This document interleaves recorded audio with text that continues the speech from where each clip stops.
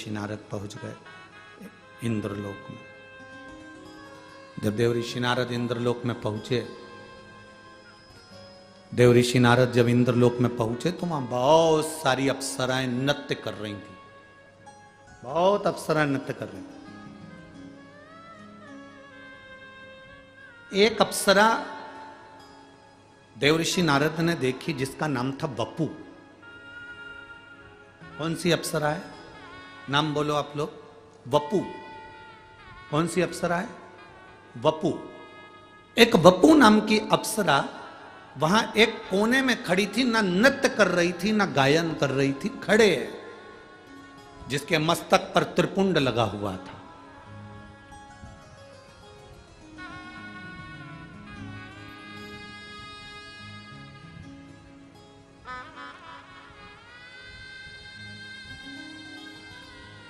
चालीस गांव की कथा में आपको कहा था,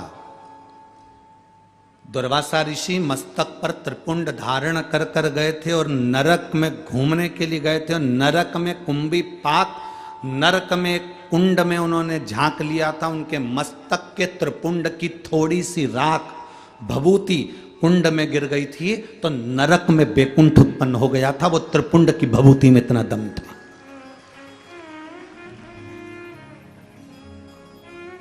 शिवजी पे चढ़ी हुई भभूत में इतना दम था। आप लोगों से निवेदन है, आप रोज भभूति नहीं लगा सकते, आप रोज त्रिपुंड नहीं लगा सकते, आप रोज भगवान का चंदन मस्तक पर नहीं लगा सकते, तो भगवान के ऊपर जो जल चढ़ता है उस जल को अपने ऊपर छीट लिया करो। 24 घंटे एनर्जी रहेगी, 24 घंटे बल।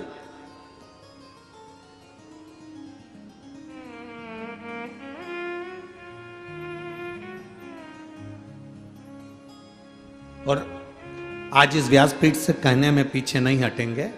हम तो इतना जरूर कहेंगे, अगर कोई व्यक्ति बीमार है, हॉस्पिटल लेकर जा रहे हो, लग रहा है कि इसको बड़ी बीमारी की आशंका है, इसका किडनी लीवर डैमेज हो चुका है, इसको कहीं कैंसर जैसा रोग दिख रहा है, इसके शरीर में कोई ना कोई बड़ी बीमारी डॉक्टर बोल सकता है, तुम्हें लग रहा है कि घबराहट हो रही है, भय लग रहा है कि मैं डॉक्टर को दिखाने नागपुर जा रही हूँ, मैं डॉक्टर को दिखाने के लिए चंद्रपुर जा रही हूँ, मैं डॉक्टर को दिखाने के लिए यवतमाल जा रही हूँ, मैं डॉक्टर को दिखाने के लिए यहाँ जा रही हूँ, और तुम्हें लग रहा है कि कहीं कोई बड़ी बीमारी ना आए, तो हमारा निवेदन है, सबसे पहला काम करना, हॉस्पिटल डॉक्टर को दिखाने से पहले शंकर के मंदिर में जाना, एक लोटा जल समर्पित कर कर आचमन करना, एक बेलपत्री उठाना, तुम खाओ तो ठीक, ना खाओ तो ठीक, उसको पर्स में डालना या जेब में रखना और उसको लेकर हॉस्पिटल तक जाना और कुंदकेश्वर महादेव का नाम लेकर जाना। कभी बड़ी बीमारी नहीं निकल सकती।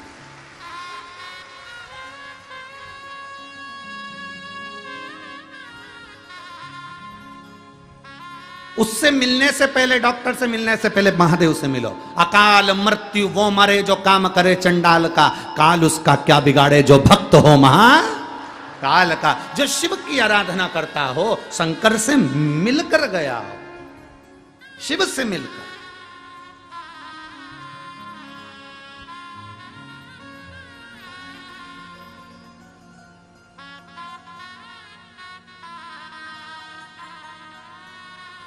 बहुत बड़े डॉक्टर को फाइल दिखा दी, फिर छोटे छोटे डॉक्टरों से जाकर कह दो हम बड़े डॉक्टर मुंबई गए थे, वहां ये डॉक्टर को दिखाकर, बड़े हॉस्पिटल का नाम ले दो, हमने वहां दिखाया। फिर छोटे डॉक्टर को दिखाओ, छोटे तुम्हारे गांव के, तुम्हारे शहर के हॉस्पिटल में जाकर दिखाओ। वो फाइल देखते से ही कह देगा अरे ये तो वहां के हॉस्पिटल की है। फिर वो करेगा जब तुम वहाँ दिखाया है तो फिर हम थोड़ा बहुत ट्रीटमेंट देख लेते। फिर उसने थोड़ा बहुत ट्रीटमेंट दे दिया। उसी तरह हॉस्पिटल जाने से पहले तुम जब शिवालय तक चले जाते हो, शंकर के मंदिर चले जाते हो, बड़े डॉक्टर से मिल लेते हो। इससे बड़ा डॉक्टर कौन होगा? तुम ईमानदारी से बोलो, जो अपने ससुर का सिर काटकर बकरे का मुंह लगा दे। कितनी जोरदार प्लास्टिक सर्जरी है।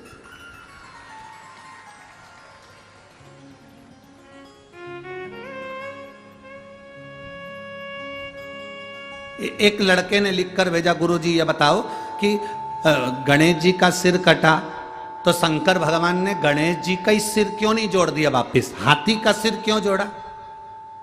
तो हमने कहा ये तो कोई भी कर लेगा, हाथ टूटा हाथ कोई भी जोड़ देगा, पर हाथ की जगह पांव तो लगा के बता। तब मालूम पड़ेगा कि सही सर्जरी हुई कि नहीं हुई। यहां से थोड़ी सी चमड़ी निकाल कर यहां लगा दी, यहां का थोड़ा सा अंग निकाल कर यहां लगा दिया, यह तो कोई भी कर सकता है। सिर कटा, वही की वही सिर तो कोई भी जोड़ सकता है। पर दिक्कत जहां लोगों को लगती है, लोग कहते हैं सनातन धर्म पर उंगली उठाते उठाते, तुम्हारे भगवान ने सिर काटा था, वही की वही सिर क्यों नहीं जोड़ दिया, हाथी का सिर क्यों लगाया। हमारा कहने का मतलब केवल इतना सा है, किसी मनुष्य के शरीर पर हाथी का मुंह जोड़कर अब समझे कि प्लास्टिक सर्जरी इसको कहते हैं, और वो भी जिंदा।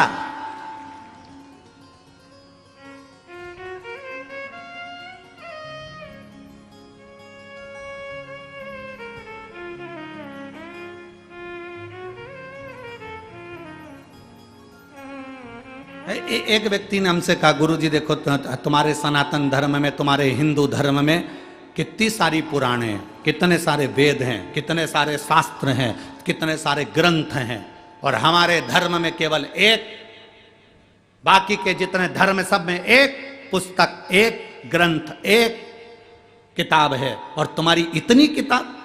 हमने उनसे कहा हम पूरी लाइब्रेरी लेकर चलते हैं, क्योंकि हम सनातन हिंदू हैं। पूरी लाइब्रेरी लेकर चलते हैं, साथ में होना चाहिए, लाइब्रेरी हमारी है। एक पुस्तक टांग कर क्या करें, लाइब्रेरी हमारी है। हम विष्णु पुराण भी पढ़ते हैं, हम गर्ग संहिता भी पढ़ते हैं, तो हम सब कुछ पढ़ते हैं, कोई चीज नहीं छोड़ते, कोई चीज क्या छोड़े। तुम्हारे हाथ में किसी संत की पुस्तक आ जाए तो उसको भी पढ़ो, किसी वेद पुराण शास्त्र ग्रंथ जो आया उसका अध्ययन होना चाहिए, उसका अध्ययन हो।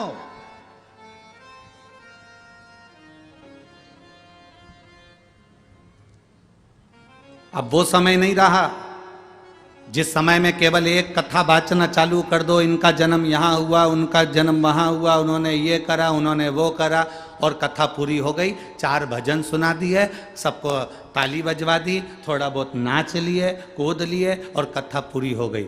शिव महापुराण में तो इतना समय भी नहीं होता कि एक भजन की जगह 2 भजन गा लिया जाए। एक भजन के लिए भी थोड़ा सा समय बीच में फंसाना पड़ता है, तब जाकर कोई भजन हो पाता है, नहीं तो वो कथा इतनी लंबी तक चल जाती है कि आपके भीतर शिव तत्व कैसे प्राप्त हो।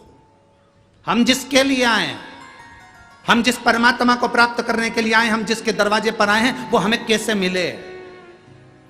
हम गुरु के दरवाजे पर जाएं, और उस गुरु के दरवाजे पर जाएं, तो हम अगर गुरु के दरवाजे पर पहुंचे, भले हमारा गुरु वहां सामने नहीं हो, पर गुरु ग्रंथ भी अगर वहां पर है, तो उस ग्रंथ में गुरु का दर्शन होना चाहिए। उस ग्रंथ में गुरु का दर्शन हो तो समझ लेना कि तुम्हारा गुरु के दरवाजे जाना सार्थक हुआ, तुम्हारा गुरुद्वारे जाना सार्थक हुआ। तुम मंदिर में जाओ, और मंदिर में जाने के बाद तुम अगर भगवान को जल चढ़ाते समय तुम्हारे भीतर की इंद्रियां आनंदित ना हो जाए, तो तुम्हारा फिर मंदिर जाना व्यर्थ है। वहां आनंदित होना चाहिए कि मैंने जल चढ़ाया तो मेरी इंद्रियां आनंदित हुई।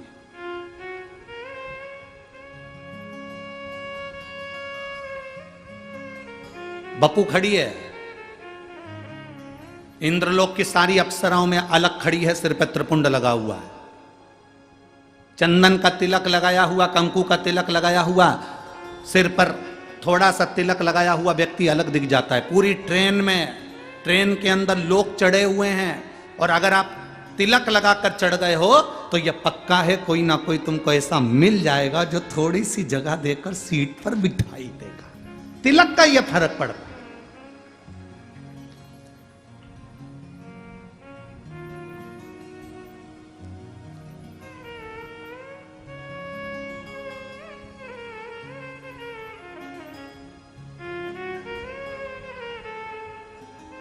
आप थोड़ा सा तिलक लगाए, आपको सम्मान मिलेगा। बहुत बहुत हम कहेंगे आप लोगों को थोड़ी सी काली मिर्ची भी लग सकती है, क्योंकि हमारी बात से लोगों को जरा काली मिर्ची लाल मिर्ची थोड़ी ज्यादा लगती है। हम कहेंगे आप लोगों को थोड़ा सा लग सकता है। बोल दूं क्या? बोलो, जम के तो बोलो, बोल दूं। एक कायदे के वस्त्र जब पहनकर आप कहीं जाते हो ना तो किसी के बाप में दम नहीं है कि तुम पर निगाह उठाकर देख ले।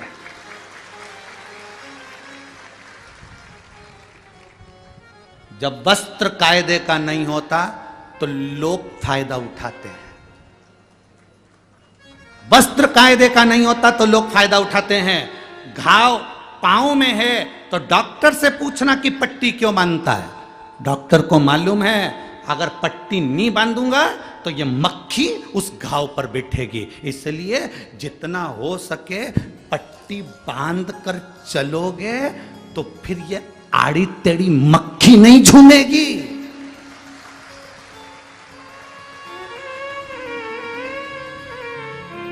मक्खी झूमती तब है जब घाव दिखते हैं, जब हमारा शरीर नजर आता है।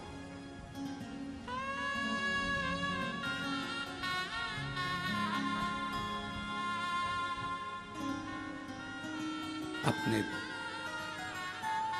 तन को मन को जितना ढक सकते हो उतना ढक कर चलिए। भजन को जितना ढक सकते हो उतना ढक कर चलिए। भोजन को जितना ढक सकते हो उतना ढक कर चलिए।